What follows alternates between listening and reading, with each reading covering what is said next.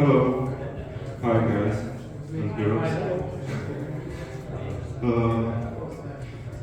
I have seen the previous presentations and some of them were quite interesting, maybe all of them to be precise. I will continue with our presentation. I'm from Stormit, which is advanced AWS partner. I'm AWS Solutions Architect there, and I want to talk about today how Stormit helps businesses optimize AWS Edge services mainly. Sometimes I will be talking about other services like EC2, which is a virtual machine, or ECS, which is a service for containerization. But mainly I want to focus today on CloudFront, AWS WAF, and Shield Advanced, because the basic Shield, which is standard, is integrated into CloudFront, and yeah, so that's not much to do there for us as a partner. This is the responsibility of AWS. And I want to focus on real-world scenarios from our customers. I will not tell you the name of the customer because I don't want to share it. Sometimes I go a little bit deeper and I don't want to be responsible for them telling me, hey, man, you shared secret information, it's bad, so please just, if you want, I will try to focus on so you will understand what the customer does, but you will not be able to tell which one is it. And I just have one single question for you, because I would be kind of interested to see how many people already are using some of the Edge services. So for example, CloudFront, have you ever used it, some of you? Okay. So that's great. I just wanted to make sure that I will try to be like more simple in my talks, because I see there is not much people that already used it.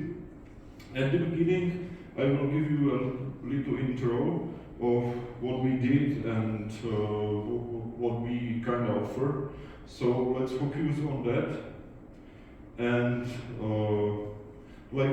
I want to start with what I have seen for our customers. So we usually start with customers that are already on AWS, but sometimes they just started and they tried themselves to implement some of the services, maybe even without Edge services, and they are even unfamiliar with the AWS Edge services portfolio, how it works, how it's integrated.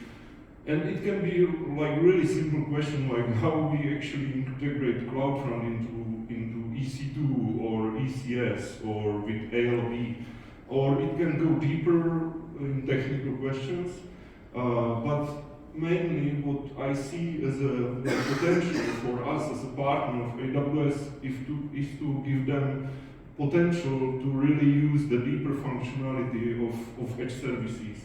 So, for example, like I think you already understand what CloudFront is, how it works, is a CDN, but how you actually optimize it for your content. So if it's dynamic, if it's static, if it's all together, how you actually integrate CloudFront into your infrastructure. And this all connects to cost optimization, because I have seen like a lot of customers of ours started with something and they pay a lot more than they could. And this is because they are actually like unfamiliar, and I understand that. And one thing that I usually see is the underutilization of the features, that what I actually already said. And there is also some over-provisioning resulting in unnecessary costs. And what is kind of always the thing we do is to find the best and easiest and cost-effective solution for them. Because this is something what I probably think everybody wants. And in AWS, as Jason showed you, there is a lot of services for everything. For security, it's like overwhelming, even for me as AWS Solutions Architect. And even CloudFront itself, or WAF, it's kind of difficult to always find the best solution. So that's what I see as a common challenge for customers. And I actually, when I prepared this presentation, I was like, okay, let's go right away into the case studies. But then I wanted to start with something what we offer, and actually that's how we started with, I think, all of the customers that you will see today. It's a well-architected review. If you never heard of it, it's a program from AWS, and we are a partner for it. And it basically means that we are checking the actual infrastructure that you will have or already have in AWS against best practices from Solutions Architect in AWS, not from us as a partners, but the actual AWS Solution Architects prepared questions that go really deep into the architecture and try to find the best way how to build it, to optimize costs, but also security and definitely performance, because I will talk about performance too today. And first customer, which came to us and we started with well-architected review, was news portal with like 500k readers per month. Not a big project, I think. They actually had like really simple architecture with EC2. I remember some load balancer and definitely RDS as a database. Really simple architecture from my standpoint. But they had a big problem. There was high traffic peaks that impacted availability. I will go a little bit deeper into that in the next slide. And EC2 instance became unresponsive, so get stuck and nothing happened. They had to restart it manually. That's why they actually contacted us. They already have been using AWS Web Application Firewall, so some rules were there to protect the actual 7th layer, so application layer of the block, and it was probably working, but not as much as we could expect.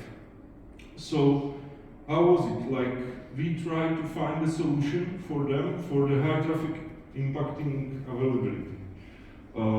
It was about the well-architected review, so we got into some questions regarding what they have. I actually remember going through the WAF rules with them, and we actually tried to implement AWS WAF bot control, because I think actually Istvan was telling you about bots here, and I have to say this case study is good about it. I wasn't expecting that connection with one of the presentations here.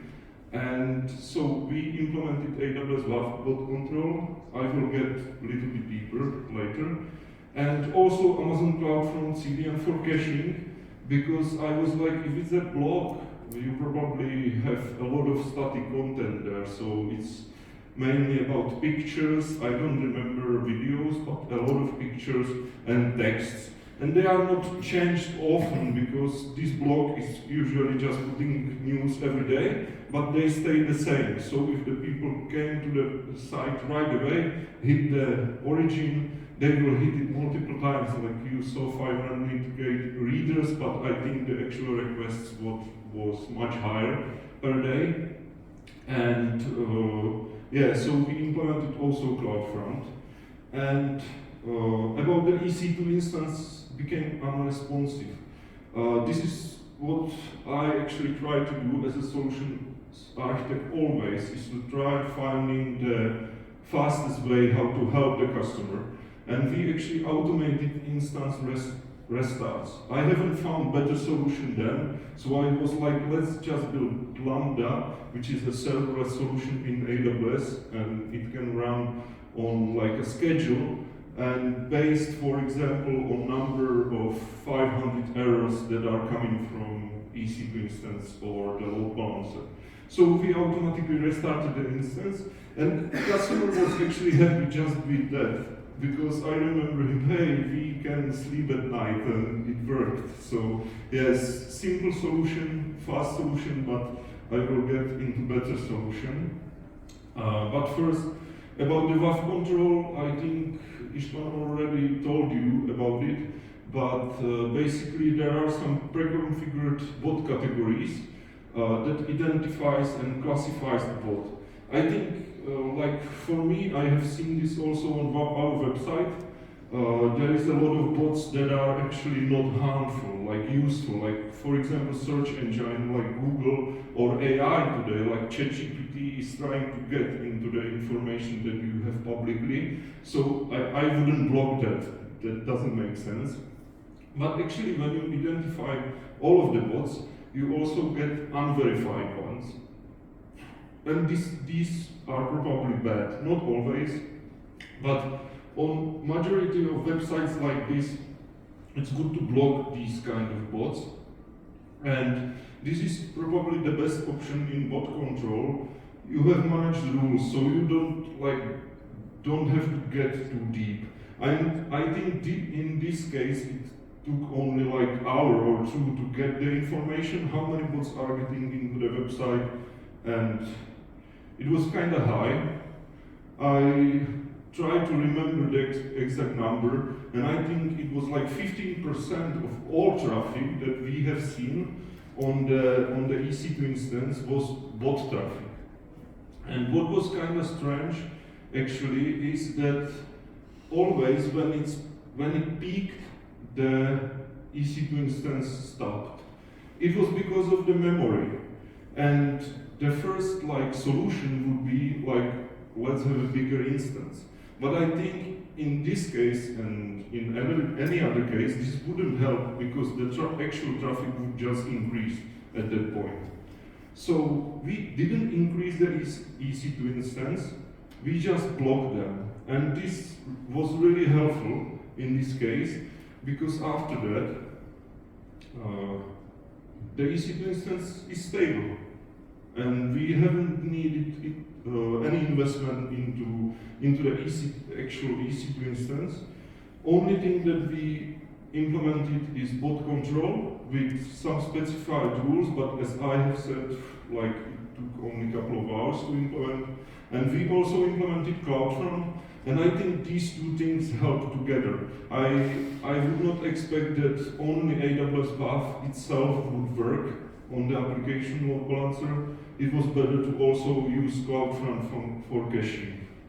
And as I mentioned before, the Lambda that actually restarts the EC2 instance stayed there, but from the last information that I had, it never runs. It's just there as a peace of mind for the customer, so he doesn't wake up at the night, for example, or call us, for example. And another case study is another news portal with millions of readers, and I think majority of that actual content on their website is videos from Elemental media package. So it's also created in AWS, saved into the S3 bucket, and then provided to the customers. This is the static part, so that's video content and maybe some images. And also, the main problem here was different. There were some direct past DDoS attacks on this news portal. They already had AWS Shield Advanced implemented together with WAF rules, but they weren't happy about the solution because they thought they wasn't sure that it will work in the future. And again, we started with well-architected review that showed us the exact gaps in the solution, and we tried to implement some solution, which for past DDoS attacks was mainly about implementing better rate limiting. If you never heard about rate limiting, basically it means if thousands of requests are going per minute to your website from one IP address, it's probably someone attacking it. Like I know people that hit F5 on some random sites, but basically this is not like thousands of requests per minute. So rate limiting was something that they already had, but the numbers there were pretty high. The actual solution was kind of difficult because we had to select certain website paths, because I have found out after the solution that there is some mobile application hitting the actual infrastructure, but this is like a good kind of hitting, so we cannot block it. So that's sometimes it's a little bit more difficult than it seems. And also we achieved some cost savings through targeted protection, because the actual website had like really high number of requests going to it. Like it was in tens of millions per month, and it didn't make sense to have all of the protections there for every path. So we selected some paths, some API paths, for example, that we have to protect more with the rate limiting and some special rules.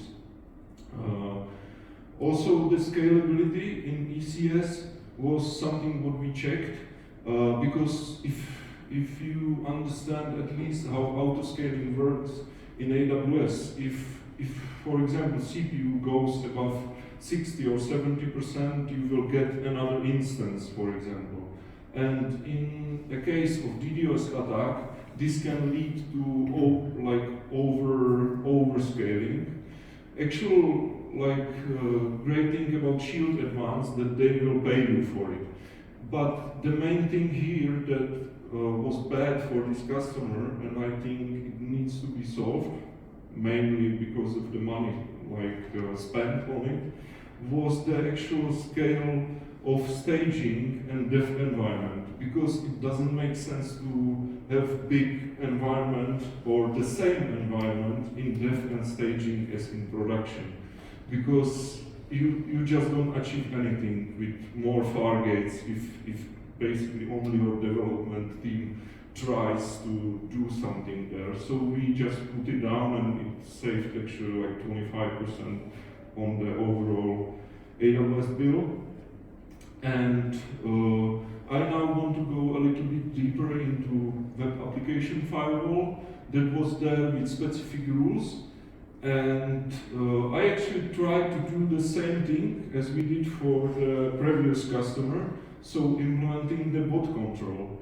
And we have found out that it doesn't work that well. And actually, basically the bot control is paid by the number of requests. So it was, the bill for bot control was really high. So we tried to implement it, but at the end we didn't implement it because it didn't make sense for this customer.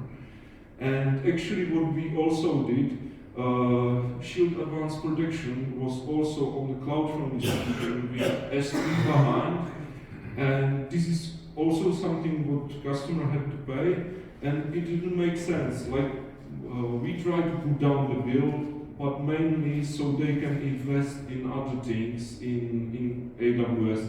I think after our checking, their bill went down a little bit, but they rather invest into other things, like for example the production environment, because they try to invest into Fargate containers a little bit more, so they have stable environment.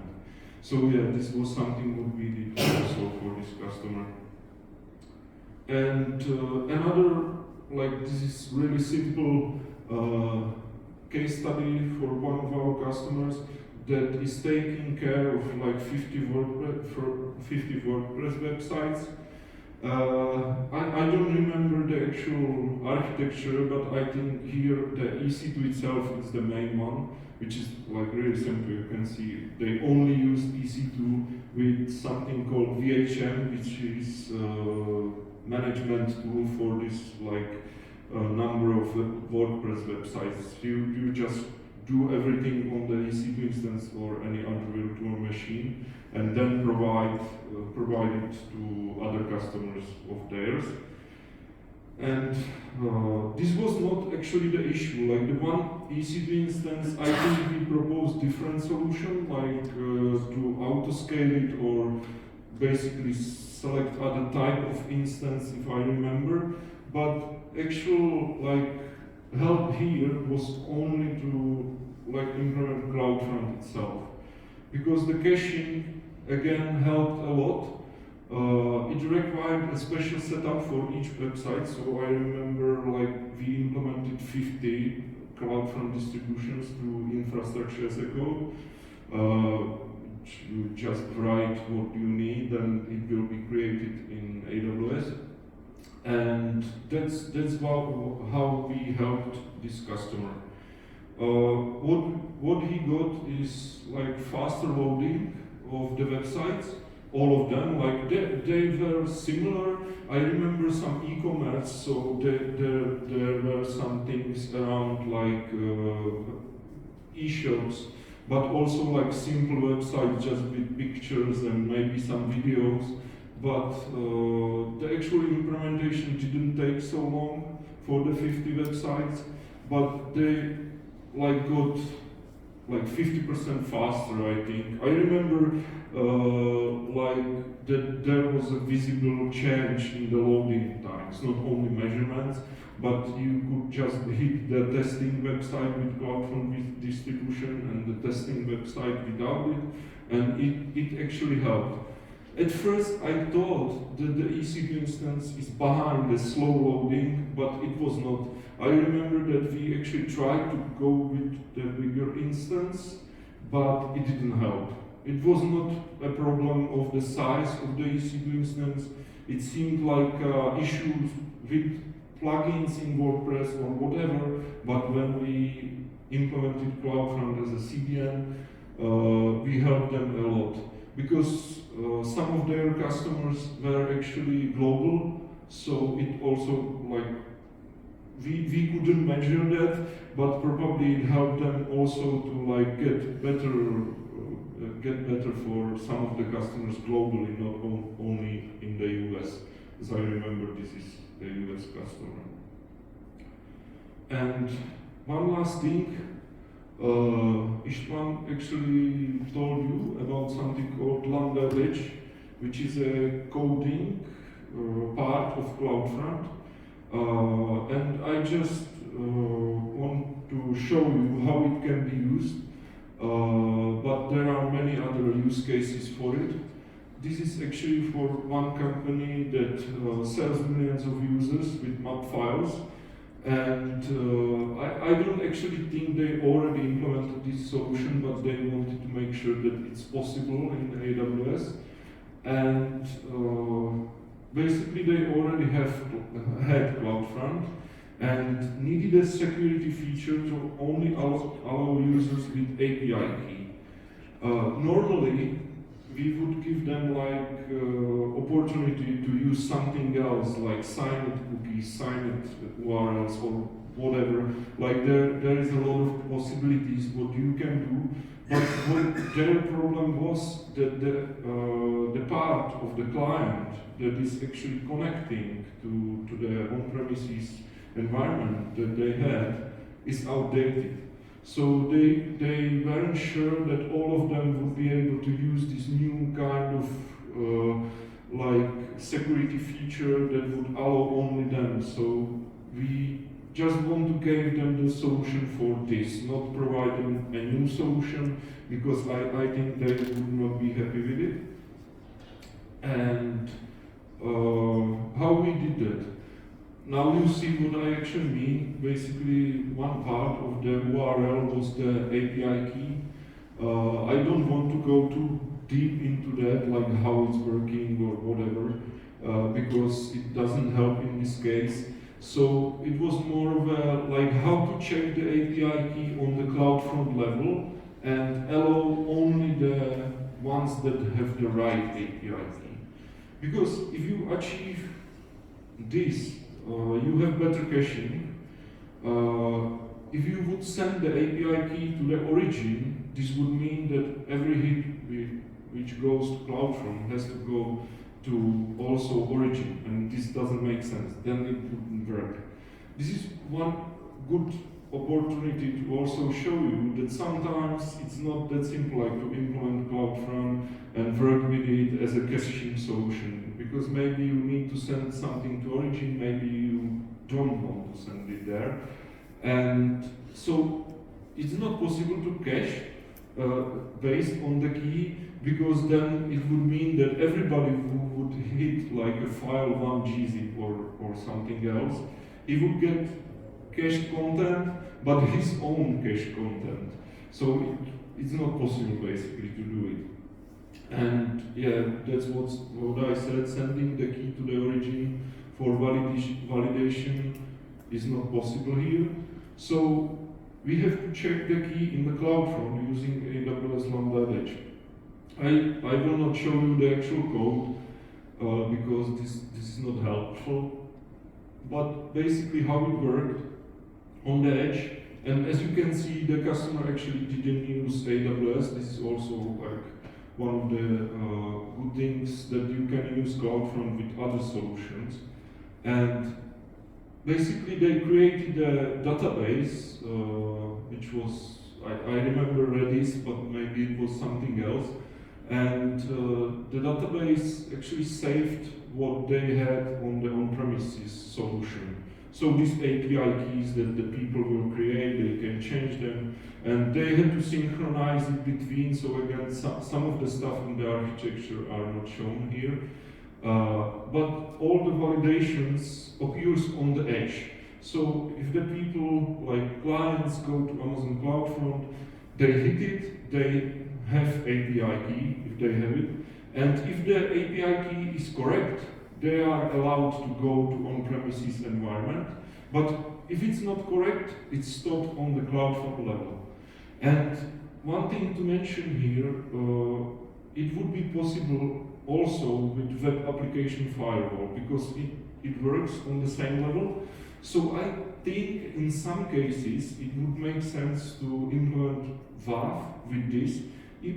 For example, if you only have like a couple of API keys, it would also like be simple to implement CloudFront functions, because CloudFront functions are really similar to Lambda Edge.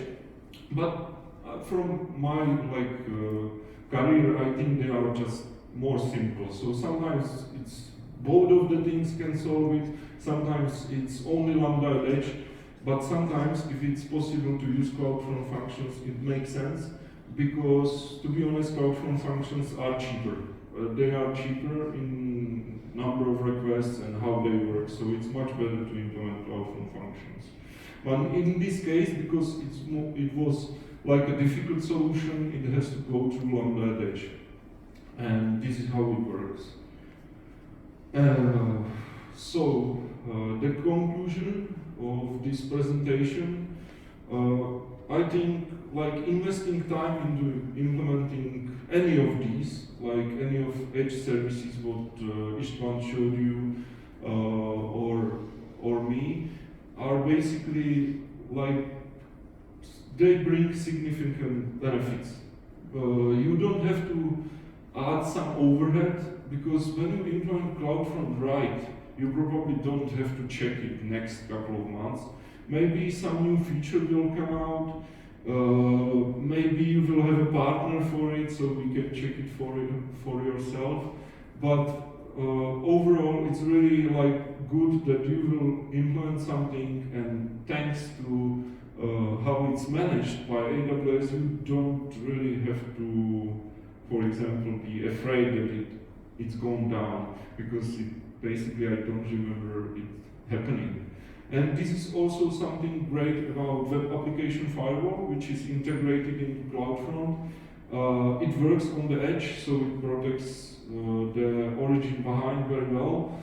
But also there are no faulty updates. Like if you have your own firewall, you probably have to manage it. Or if it's, for example, on the virtual machine, or there is a special virtual machine somewhere doing this work, or there is like a real machine staying somewhere, some server or router with some firewall, it's different because in AWS, yeah, you have to pay, but you still like don't have to manage much. When you implement it, sometimes you have to update it, but you don't have to. If it stays the same, it usually stays the same all time.